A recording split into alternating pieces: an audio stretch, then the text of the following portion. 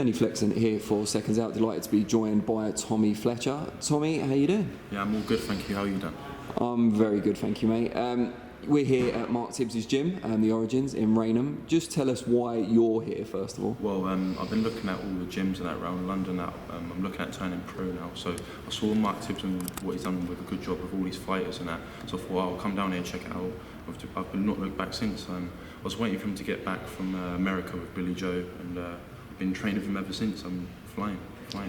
Tell us about the story so far, so how you first got into the sport and the highlights of your amateur career.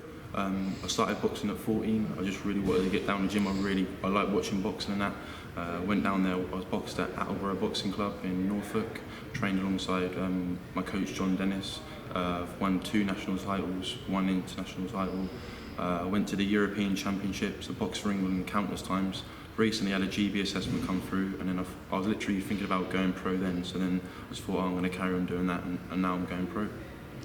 And why Mark Tibbs? How did that link up come about, and why him? I saw what he's done with good fighters, and I've come down for some sparring with Charlie Duffield, good boxer, and yeah, I thought that was a good move for me to make, and I hadn't looked back since, really.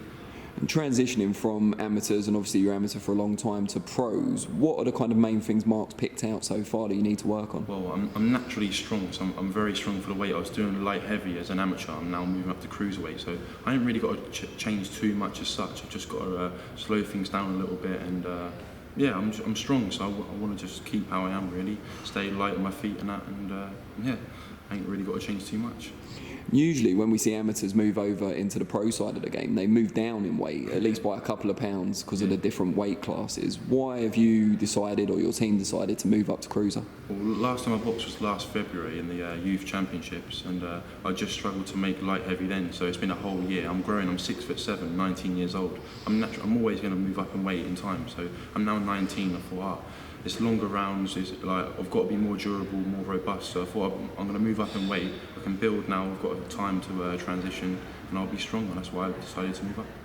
And Mark tells me you're a huge puncher. Did you have like a disproportionate amount of knockouts and stoppages when you were an amateur? I only had 20 amateur fights, but most of my wins have come by stoppages or knockout, and if you saw the sparring I've had here recently, I've put people away, but that's sparring. I've just got to implement it to my fights.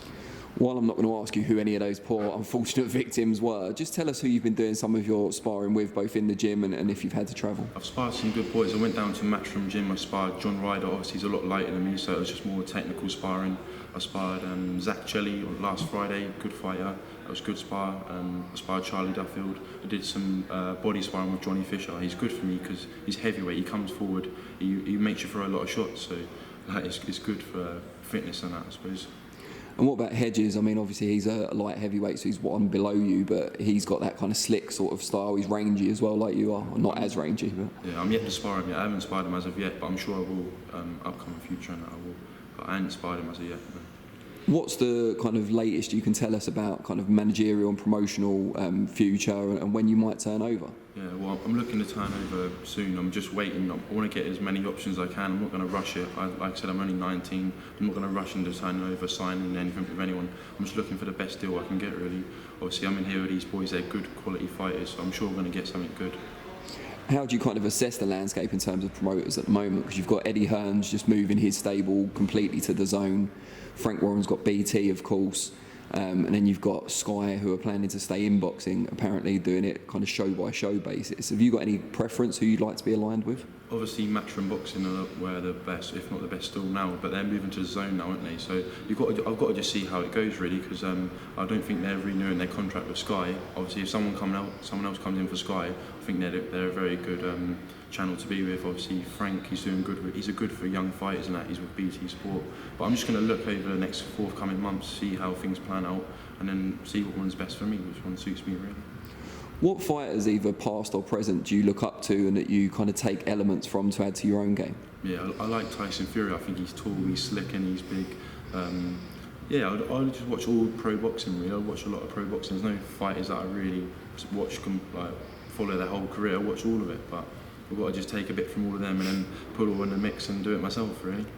Johnny Fisher was saying just now, I'm sure you heard he'd really like to spar Tyson Fury. Are you in that camp as well? Yeah, if I got offers going to that camp, I wouldn't turn it down. It'd be it'll be an amazing experience for me. But obviously they're heavyweights, so I'll be only now moving up to cruiserweights. But I'm sure I would definitely do it. I would love it. What do you make of his third fight with Deontay Wilder? Is it kind of the foregone conclusion a lot of people are saying, or is it with Wilder's power you can never truly write him off? Well, I think their heavyweights is always 50-50 in all fights, but I think I can see Tyson Fury winning it again. But Wilder's got a new trainer, I think, now, hasn't he? So you never know. It's heavyweight boxing. Wilder's strong, Tyson Fury's slick, and he's a good boxer. So you can never predict like exactly what's going to happen. But I believe Fury will win. And for people out there that haven't seen you fight, obviously you've only been an amateur so far, they might not have got to see you on TV or anything like that. What's your style like? What should people be looking out for? I think I'm tall, rangy, slick and definitely strong, so expect knockouts and fireworks when I'm boxing.